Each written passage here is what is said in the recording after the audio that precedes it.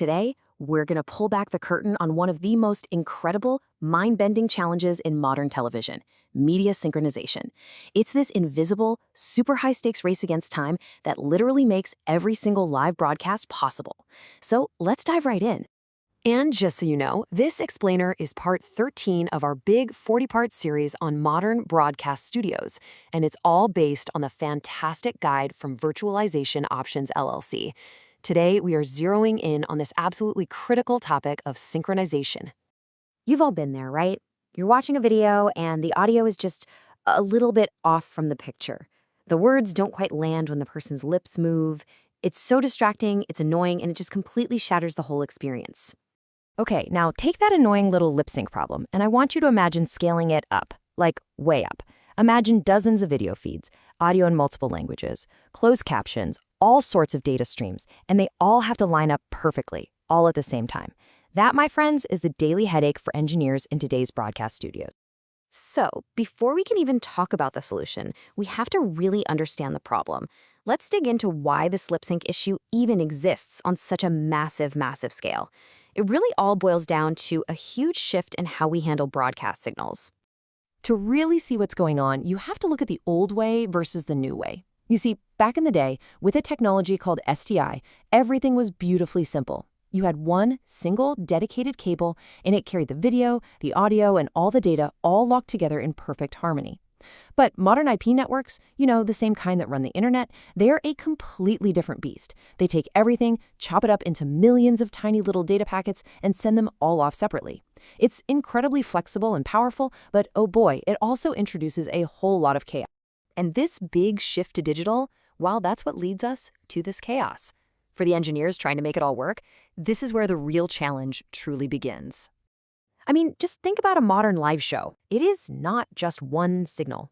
You've got your main video feed, of course, but then you also have separate streams for different audio languages. You've got sound effects, closed captions, and all this other critical timing information. Every single one is its own independent stream of data, broken into countless little packets. And here's the absolute kicker. All those separate packets, they don't just travel in a neat single file line. Oh no, they zip and zoom through the network, taking all kinds of different paths, bouncing off different pieces of equipment, and they end up arriving at their destination at slightly different times. The result is just a jumbled mess.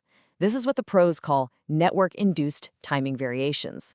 So if everything arrives all mixed up and out of order, how in the world do you possibly put it all back together perfectly? Well, that question brings us to a race against nanoseconds. And the level of precision we're talking about here is, well, it's almost unbelievable. We are talking about sub-microsecond accuracy. Let me just say that again, sub-microsecond. That's less than 1/millionth of a second. To try and put that in perspective, a blink of an eye is about 300,000 microseconds. We are dealing with timing that is hundreds of thousands of times faster than you can blink. It's insane. And this isn't just some abstract number for the tech folks to obsess over. If the timing is off by even a few of those tiny microseconds, you get very real-world problems. You'll literally see glitches in the video or hear these nasty clicks and pops in the audio. The flawless broadcast that you just expect to work, it would completely fall apart. So how do broadcast engineers possibly solve this? How do you get every single piece of gear in a huge, complex studio to agree on the exact same time down to the nanosecond? The answer is to create the ultimate studio clock. And that clock is a technology called PTP, or Precision Time Protocol. This is the magic ingredient, the secret sauce. PTP is the protocol that provides the timing backbone for the entire IP broadcast facility, letting every single device share one ultra-precise sense of time. So, how does this PTP thing actually work? Well, it all starts with a single, hyper-accurate clock called the Grandmaster. Just think of it as the ultimate timekeeper for the whole studio. This Grandmaster is constantly sending out timing messages all over the network. And every other device, every camera, every microphone, every server is listening for these messages and adjusting its own little internal clock to match the Grandmaster perfectly. Once every device is in sync, each tiny packet of video and audio gets a precise timestamp, and that lets the equipment on the other end perfectly realign all the streams, basically reassembling all that chaos back into perfect, seamless order. A really great way to think of this PTP Grandmaster is like a GPS satellite, but just for the studio. In fact, a lot of these Grandmaster clocks actually get their own time from real GPS satellites to make sure they are absolutely dead-on accurate.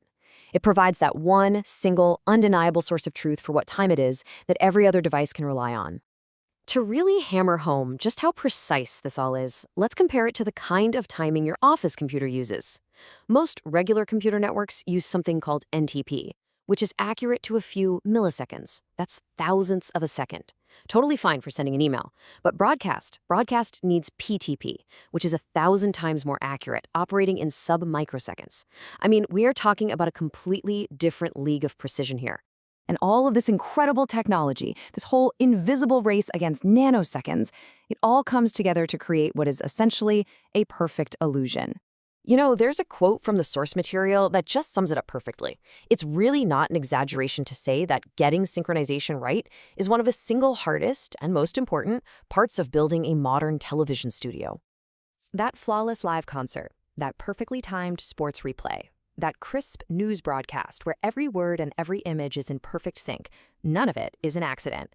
It's all the result of this breathtakingly complex technological ballet, choreographed and performed in the span of nanoseconds. So I'll just leave you with this thought. The next time you're watching a live broadcast and it all just works, it's just perfect, maybe, just maybe, you'll think about the invisible, frantic, and unbelievably precise race against time happening behind the scenes that makes it all possible.